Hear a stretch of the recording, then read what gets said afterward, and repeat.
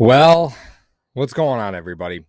Paulie from Hashtag Sports. And as you can tell by the thumbnail, um, but it's not a good day for me here in Lockport because the more I sit here and talk about, um, you know, uh, what's going on at One Bills Drive, kind of the more I'm just getting upset about it. So instead of sitting here and stewing, hey man, let's just lay it all out. Mario and I often do post game shows, which you can find just a couple hours after the Bills game, and those episodes have a tendency to be a bit longer. So let's short form this just a little bit. First off, thank you for joining me. If you aren't a member of Hashtag Nation, go ahead and hit that subscribe button. If you want to join the Patreon, the links are in the description. Of course, we thank Sean Rogers from Mr. Rogers Homes being our sponsor, your Arizona relocation specialist. So I want to go through a few things to start with that have been frustrating. And the number one thing that has bothered me the most is that this team is so dependent on their defense to do all the work for them.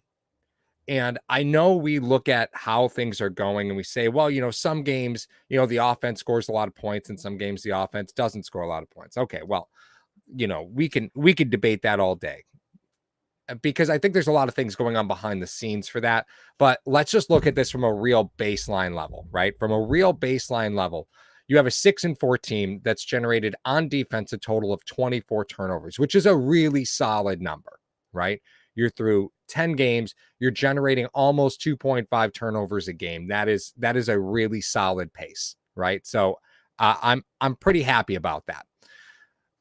Your offense has given the ball up only 14 times. So you're at a plus minus of 10, right? You're generating more turnovers than you're giving up. Unfortunately, last 3 games have been worse for Buffalo as far as giving the ball up offensively, but numbers are numbers. So on a baseline level, you're plus 10 in turnovers. But we have to go way deeper than that because that is far from the actual way that things are going. So let's just break this down real quick. In games that Buffalo wins, their defense has generated 22 turnovers out of the 24 turnovers. That's right. In games that the Bills are winning, the defense is generating or has generated 22 of their 24 turnovers, which is an incredible number, right? Here's where things go kind of sideways for me, right? In plus minus, so that's turnovers that the defense has generated versus the turnovers that the offense has generated. In games that the Bills win, they're plus 17, which is an awesome number. Again, it's an awesome number. Your plus 17 is in games that you win. You're getting 17 more possessions. You're stopping 17 more drives. You have 17 more opportunities to score points. In games that you lose, you're -7. You're giving the other team 7 opportunities. That is a gigantic swing. Listen, guys, in the games that they've won, all right, in games, let's back this up even a little bit more. In games that the Bills have generated 2 turnovers or more, they're averaging almost 38 points a game. In games where they've generated less than 2 turnovers, they're averaging 17 points a game. If you're telling me that the offense is the problem, then yes, you are right, but you might not be right for the correct reason. The reason the offense is the problem is because they are solely dependent on their defense. The plus minus is just something that can't be ignored. If Buffalo didn't generate more than 2 turnovers for a single game the rest of the season, they're averaging 17 points. If we go back and look at what the record would be right now, if they only scored 17 points, they'd have 4 wins and would have tied 1 game. Like, this is why the team is so hot and cold. We talk about it all the time. You're dependent solely on your defense. Solely on your defense.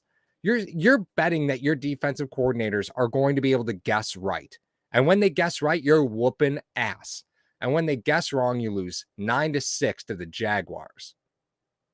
You've pitched 2 shutouts this year. Things are looking great when your defense is able to do all the heavy lifting, because when it's your offense's turn, they're not pulling their weight. And it's been like this all season. Additional turnovers, additional possessions mean everything. They mean everything. You got to generate turnovers in this league. And Buffalo has been great in games that they win, but games that they're not winning, it's not close. All right, so let's go maybe a little bit deeper. I'm getting frustrated a bit with the lack of involvement with the running backs. And this is solely based off of, you're trying to run an EP system, right? And EP systems are typically predicated on EP systems are typically predicated on being able to do a lot of work in quick situations and in small spaces, right? And as Josh continues to try and buy more and more time in the pocket, you're seeing all those routes go longer and longer and longer, and it's a bit frustrating. So your running backs so far this season, this is kind of interesting. Your running backs are averaging less than 20 yards a game receiving, which is basement in the league.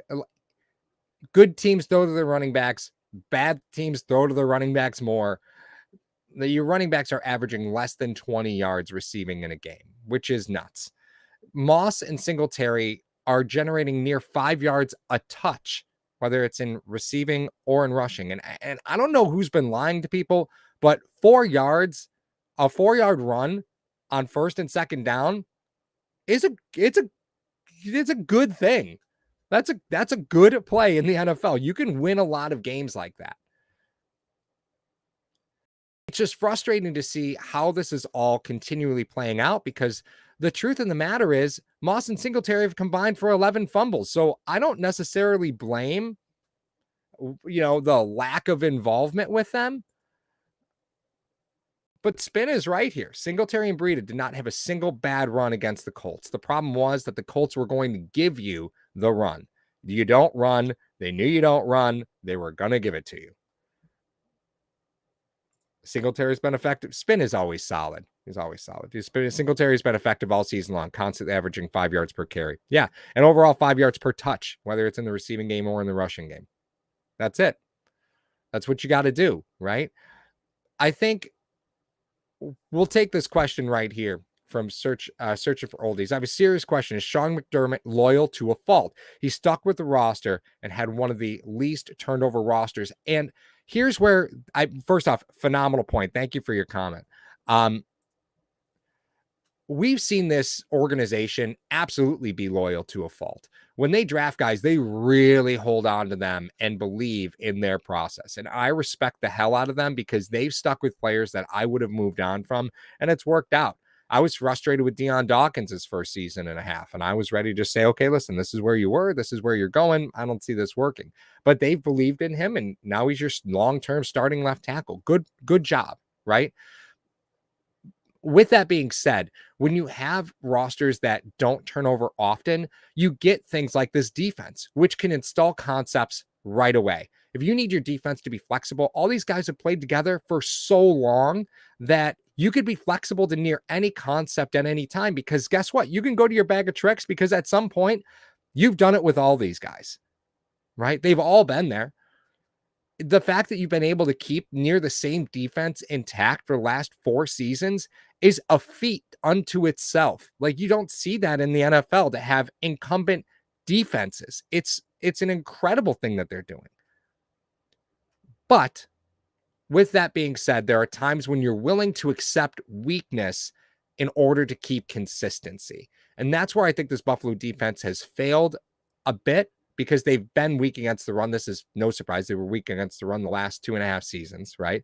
The reason they were showing strong against the run this year was because they're beating teams by 30 points.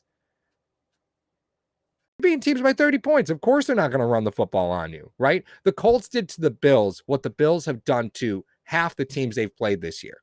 They've pounded them into the sand and made them one-dimensional. Colts did that to Buffalo. So is McDermott and being loyal to a fault? I think that is most certainly an argument that can be made, and I don't think you need to look much further than the offensive line in order to see that argument, to see that point in fruition, because you've accepted the shortcomings of these offensive linemen, even though they brought in a lot of players throughout the offseason. You didn't retain any of them to try and bolster that offensive line. You just kind of moved on. and you've, had Ryan Bates on your team for 3 seasons and he's done nothing for you, even when opportunities to play, he doesn't.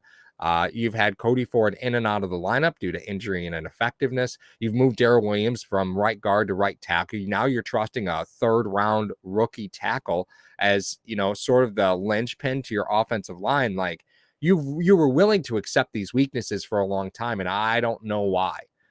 Like, I can name you 3 players. There was an episode cut 2 weeks ago. I can name you 3 players that if you sign, instantly improve your offensive line, and they're all available right now. You should not be looking to improve your team looking to improve your roster by picking starters off of somebody else's practice squad. But the truth is, that's where you are today. That's where you are. And it's tough. It's tough. The Bills have made themselves one-dimensional, and that's one of the things about incumbent teams that happens, right? You look at how this team operates, and you say they have no desire to run the football. Why? They're going to run the ball 12 times a game, 13 times a game, 15 times a game. That's where it's going to be. That's what they're going to want to do. And the book has been out on Buffalo and their offense for some time. And when you brought in Emmanuel Sanders, I was like, okay, listen, Emmanuel Sanders is going to be great as plays break down. He's a very smart route runner. He's going to be able to feel where everything is, and he's going to really change this offense. And unfortunately, my thought process there was, once Josh makes it through his reads and as things break down, because the offensive line is, you're going to have problems throughout the course of the year. As Josh buys time, Sanders is going to do a great job finding all those soft spots for you. And to a point, he's done that. The downside is I think these receivers are all frustrated with the fact that if they run these shorter routes, they are not looked at. They're not looked at. Why is Beasley going to run a 6-yard drag when there's no way on God's green earth that if he's not the hot receiver, Allen's even going to bother looking? This is a coaching staff issue to me. Of course, we could talk about talent. Of course, we could talk about scheme. But the reality is that you have an offensive coordinator and a head coach who are letting their quarterback run wild and not putting the reins and putting control on his decision-making. And it's frustrating to watch. We lived and died last year by Josh being creative once plays broke down. And here we are all in the same crazy train together, and we're riding this wave again. And teams know if you're just patient, he'll make a mistake. They can't score 40 every game. Their defense isn't going to give them enough turnovers in order to generate 40 points every game. So just wait it out.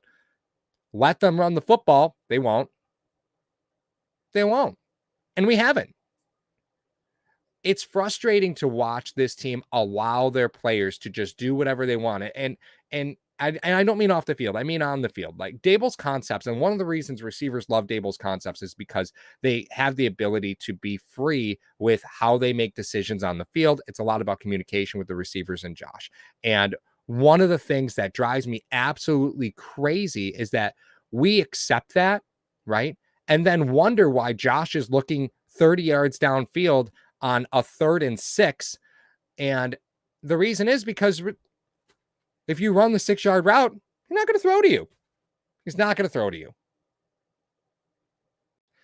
He's not going to throw to you. Like Cole Beasley has been literally forgotten in this offense, right? Gabe Davis finally got snaps the other day. You're depending on players like Emmanuel Sanders is not a field stretching wide receiver. That is not his role on this team. But that's the role that he's playing. They're doubling Diggs. Right. And he still manages to get 6-7 targets a game. Good for him. He's only hauling in 3 or 4 of them. But what do you expect? He's getting doubled. Why is he getting doubled all the time? Well, gee, are they able to get home with 4 most of the time? Sure are. Are they worried about Buffalo running the ball? Nope. Sure aren't. It's just frustrating to watch an offensive concept run wild with a quarterback whom there's no laws for him right now. And I do believe in Josh Allen as the quarterback, and I really do, right? I also believe that he still requires some guidance, because you're going to hear Steven Smith going, you got a $258 million quarterback. Yes, you do have a $258 million quarterback 2 seasons from now. That contract is 2 seasons from now. Cut it out saying Josh Allen is a $258 million quarterback. He's not. He's not right now. You still have an offensive coordinator that he's had for 3 seasons who needs to guide him through this process. And he's allowing him to make really bad decisions. Your head coach is allowing the offensive coordinator to allow the quarterback to make really bad decisions. Stop it. Just stop it. Like, this offense is so absurdly predictable and so dependent on the turnovers generated by the defense that it's madness. Like, you're wondering why sometimes the Bills are hot and sometimes the Bills are cold. It's not hard to figure out. Look at the plus minus of their turnover ratio in the games that they win and the games that they lose.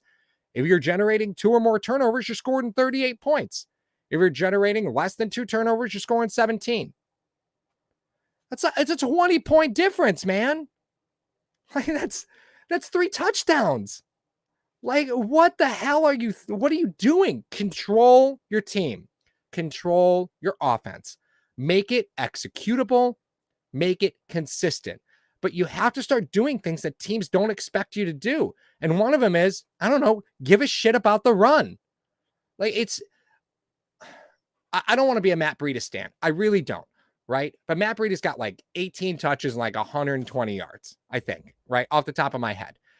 The amount of yardage that he's generating in a short period of time fits more of this, this hit or miss offense that the Bills are running, right? Where either they're going to score a touchdown or they're going to move the ball 15, 18 yards and try and kick a field goal, right? If you really want to go with an offense that could score 60 points, Singletary and Moss are probably not the most ideal candidates for that. Breida could take one to the house at any point on the field. So playing Singletary and Moss kind of handcuffs you if you're looking for that offense that can strike from anywhere, right? Breida's the more effective weapon there. But they're going to continue to go with Breida and Moss, or they're going to continue to go with Singletary and Moss because those are their guys. They drafted those guys. To call back to a point earlier, There we go. Marquez Stevenson activated from IR. Well, not activated, eligible to return from IR. So he has 21 days to be active. That's it. He's got 21 days to be active. And if you're going to activate him, you're losing another receiver. You're probably losing a player like Isaiah McKenzie. There's no reason to have McKenzie and Stevenson active. There's not. So you're either going to lose McKenzie or you're going to lose, another fringe roster player along the line. You're probably looking at a player like Tywan Jones, Jake Kumaro, in order to activate Marquez Stevenson. But they've got 3 weeks in order to do it, unless the wheels fall completely off the bus with Isaiah McKenzie, who has actually been quite good. There's no reason to activate Marquez Stevenson at this point. If you think your offense needs a spark plug, you shouldn't be depending on a rookie kick returner in order to do that at this point, right? McKenzie wasn't a bad part of this offense. You saw him involved behind the line of scrimmage often last year, but you haven't seen that at all this year. There's a lot of things you can do in order to generate more points, but damn it, one of them has to be stop depending on your defense to get you extra turnovers.